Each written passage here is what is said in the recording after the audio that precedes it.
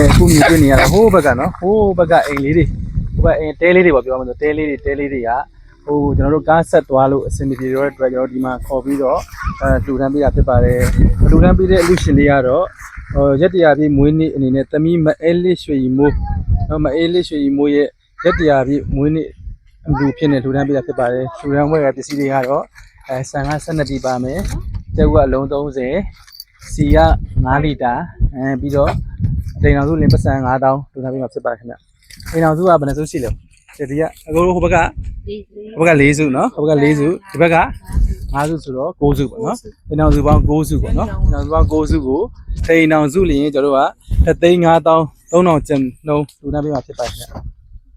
ဘယ်ရလဲဒီဘက်ကလည်းတယ်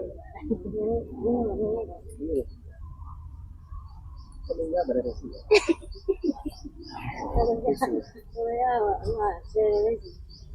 ပါတယ်တော့များရောဒါပေမဲ့ဒီလိုနဲ့ဖြစ်တယ်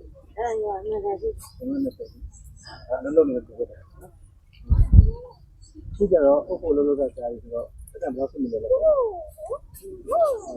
အညာအားလိုက်ဟုတ်ကြနေလားဆိုတော့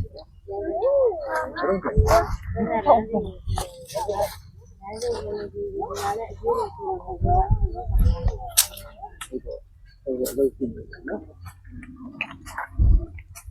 ဒါကအလူရှင်ပေါင်း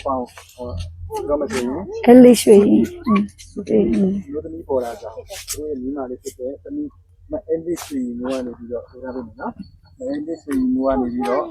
တို့ဒါဆန်ရဆိုရင်12ပြည်ကျုပ်ကအလုံး30စီက5လီတာပေါ့နော်ပြီးတော့အိမ်အောင်စုတစ်စုစုပြင်5000စုစုပေါင်းတမုံအပြင်တိန်အောင်စုပြင်3,5000နဲ့3,000လုံးပြရမှာဖြစ်ပါတယ်အဲ့လိုရင်တို့အဲ့လိုပြလိုက်နော်မအေးလေးရွှေမိုးရဲ့ရက်တရားပြမိုးလေးလေးနော်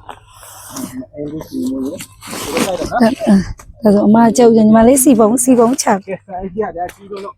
ဒါတော့ဟိုးစား12ပြီဆိုတော့လေဆန်အိတ်